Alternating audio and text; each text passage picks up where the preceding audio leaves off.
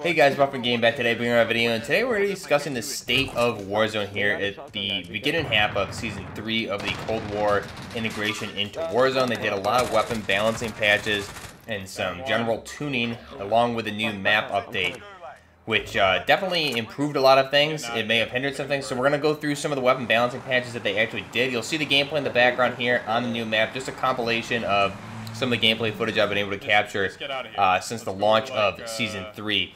And really the ultimate question here is the current weapon meta, or the balance in the game, balanced finally, or is it still not in a good spot? So let's go through first off some of the weapon balancing patches that they did here at the start of Season 3, and then we'll answer that question. So first off, looking mainly at the assault rifles here, the Cold War AK-47 used to have a very strange S-shaped recoil pattern. They ended up kind of adjusting that, and it really just now has a straight vertical recoil pattern. So you may have seen a lot of the larger creators making a lot of videos saying that the Cold War AK-47 is the new meta, the new SMG replacement, things like that. I covered this back in the very beginning of the Cold War integration. I want to say I did that video in December or maybe even very early January for my Warzone conversion of the AK-104. And at that time I said this is probably one of the best weapons in the game right now. However, it had a very high skill gap because of that recoil pattern. So now that they've removed that, it seems that a lot of other people are picking this weapon up finally.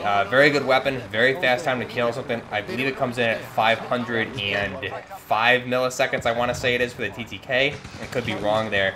I'll try to link that video down below. But again, very good weapon. They straightened out the recoil pattern. Again, I liked it the way it used to be because it had a very high skill gap. However, they lowered it so it opens up. Again, this opens up the variety of weapons that you can use now, which is ultimately a good thing. So that's good. Next up, the FARA 83. So minimum damage range was increased from 25 to 26. Maximum damage decreased from 33 to 31. Maximum damage range increased by 17%. And the recoil pattern was adjusted. So this weapon has very low recoil, and what they did here was kind of lower the minimum damage range as well as maximize the damage decrease from 33 to 31. So what they did is, because it's a lower, because think of the M13, it's a very accurate weapon, but it can't be dealing too high damage, and they adjusted the damage as well as the damage drop off at range. So it brought this thing more in line. It's very good in the close to medium ranges. However, it's not going to be your Season 5 of Modern Warfare Grau or even Kilo type meta or Bruen back then before those were passed. So it's definitely in line and much more balanced. Next up, the FFAR. So this was obviously one of the top meta weapons for all of Season 2. It didn't really get any fixes that were beneficial at all. So they finally brought this thing back in line. They adjusted the maximum damage range, decreasing it from 30 to 27. Maximum damage range decreased by 15%. Neck damage multiplier was adjusted from 1.1 to 1. Upper torso damage multiplier changed from 1.1 to 1. And the ADS decreased speed slightly, so it takes longer to ADS. So they reduced the overall damage range. They didn't adjust the recoil pattern, but they did adjust the damage, which is much more balanced than it was. And again, it takes even longer now to ADS or aim down sights. They did something like this very similar to this patch with the ADS speed for this weapon at the end of Season 2. And now it seems they did a lot more, especially finally fixing the damage. Because this thing, very low recoil and dealt pretty high damage out to very long ranges because you just didn't have any recoil. So everyone was running this instead of a submachine gun as a secondary. And it was beating every submachine gun in the game. I think it had a 485 millisecond time to kill. It was one of the fastest TTK weapons in the game. I believe it was number 3 on the chart, so behind the Val and the Vector. So they finally brought this thing back in line. Definitely not a viable secondary for an SMG replacement. It allows you to utilize actual SMGs in its place now, which is good for balance purposes. Now, the Groza, again, this is a weapon that basically Raven kind of preemptively nerfed this weapon because they saw the stats for the weapons. Probably a lot of the creators like True Game Data, Drifter, Exclusive Ace put out all this information.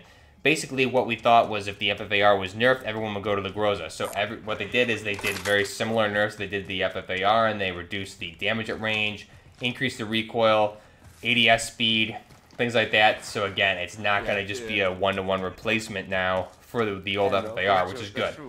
They also adjusted the Krig 6, again, similar damage profiles. Head damage multiplier was increased, the neck damage multiplier increased. Everything was increased for this. Krig 6 very accurate weapon was dealing very low damage. So they brought up those damage values a little bit at the different ranges, as well as the multipliers to actually make it more viable, which is great. The QBZ 83, movement speed was increased, the ADS speed increased, neck damage multiplier was increased, as well as upper torso damage was also increased slightly. So this brings it, again, assault rifles that have lower recoil, more in line with viability, because now you can use them and actually deal damage by not having the high recoil. You can actually deal damage at range if you're hitting your shots, which is good. The submachine guns, again, LC-10 bullet velocity was increased a little bit more. MAC-10 maximum damage was decreased by 1, which is great. So now it gives you, I believe, 1 extra shot to kill, which lowers the TTK just enough to make it more fair and balanced. Sniper rifles, things like the Pellington, and were adjusted slightly. Tactical rifles. Now we look at the tactical rifles, that being the AUG mainly. This was a huge problem again. FAR meta and the AUG meta was all of Season 2. Time between burst was increased by 33% for the AUG. The neck damage multiplier was changed from 1.8 to 1.3. Similar nerfs were done with the M16 preemptively, so everybody just didn't drop the AUG, go straight to the M16.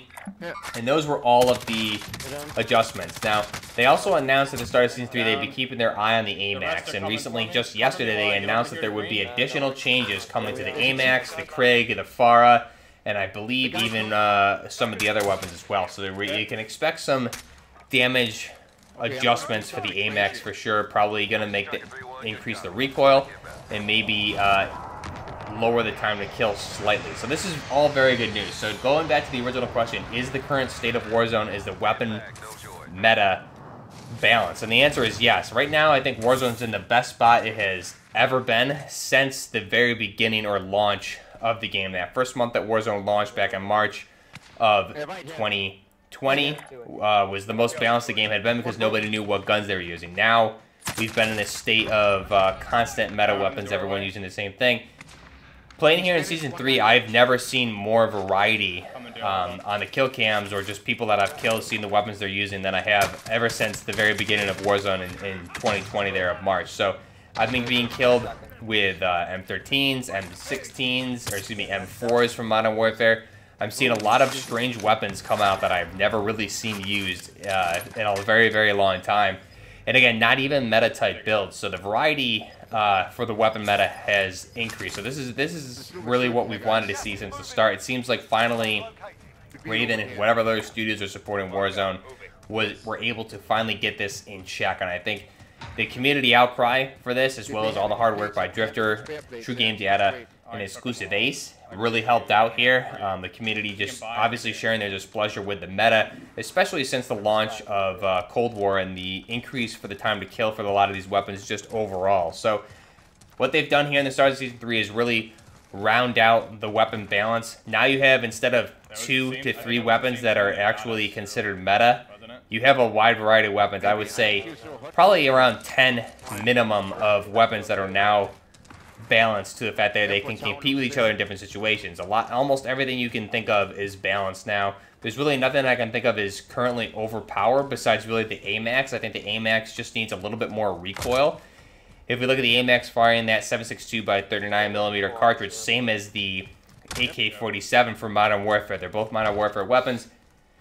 The AMAX has much less recoil than the AK-47, depending on what barrel attachments you're running, obviously. But since they're firing the same caliber, they should perform relatively similar, just with a faster rate of fire in the AMAX. So I think they need to increase the recoil, which is probably what they're going to do.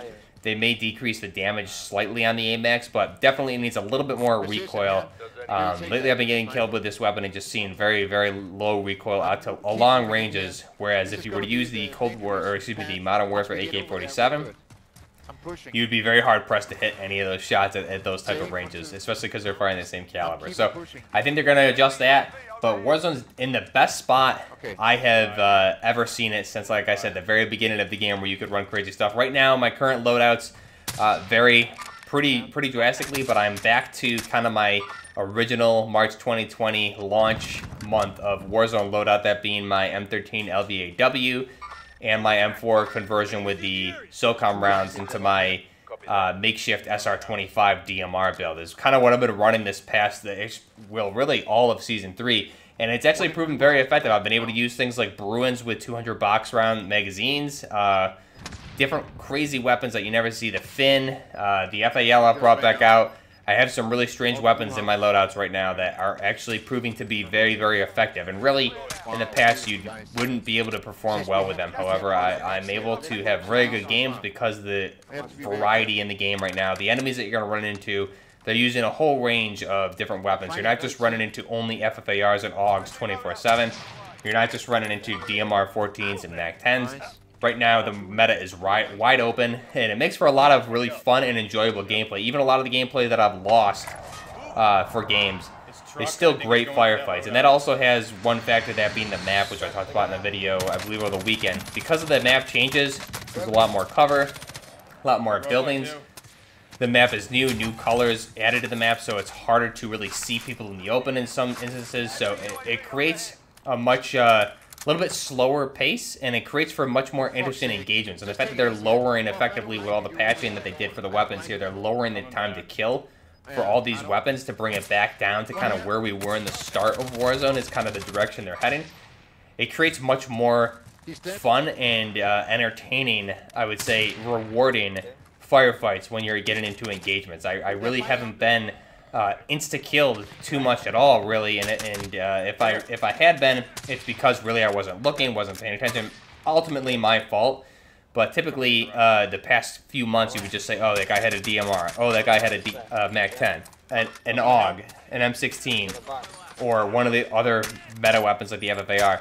Right now, you can't really say that. I think like I said, everything's wide open. I'm seeing a wide variety of different weapons that I'm being killed with or killing people, and I'm seeing what they're using. And I really, honestly, to be honest, haven't seen any wide number, I haven't seen a high number of FARs or AUGs, which is great, or M16s. I actually am seeing a lot more Modern Warfare weapons right now, which really you didn't see at all since the start of the Cold War integration. So it's great to see. Let me know down below what you guys think of the current meta. Do you think it's balanced? Do you think it's not balanced? What would you change, if anything, right now? Let me know in the comment section down below. Like I said, the only thing I would change right now is just add more recoil to the AMAX. I don't really think you should be able to run the Commando foregrip and have it that low of recoil. I would think even with the Commando foregrip, you would need something, even with a Ranger or a Merc, it should still have heavy recoil. You shouldn't be able to just mag dump. For the most part, but it just needs a little bit more recoil so you actually try and have to control it, and it limits that long range engagements with that weapon, especially with the high damage. If the damage output is good, it just needs higher recoil, or a different recoil pattern would make it a little bit more difficult to use, which again, then only opens up the weapons meta even more. So right now, Season 3, we're about a week in. I would say there really is no meta. You can use just about anything you want to use, and you can get away with it, and the state of Warzone is in the best place. So definitely, Raven did their job this time around. I know it's been months of everybody complaining. They finally got it done. Warzone's in a great spot. So big thank you to the studio supporting the game. I think they realized that with Battlefield coming around very shortly, they needed to kind of right that ship, and they've been working on that behind the scenes. However, I would still like to see more communication from them just to let us know what's going on, which it seems like they're doing now here in the start of Season 3. We're seeing a lot more communication about what weapons they're keeping their eyes on, especially with yesterday's announcement that there is going to be more weapon balancing patches for the AMAX, the FARA, the Krig, and those other weapons. So that we know it's coming. I think the biggest issue is that when we're left in the dark and just have really no idea what's happening. But again, I'm able to have a lot of fun right now playing Warzone. Definitely the most fun I've had since the beginning of the game. Let me know down below what you guys think of the current weapon balance in Warzone. Till next time, this is Buckner Gaming. Out.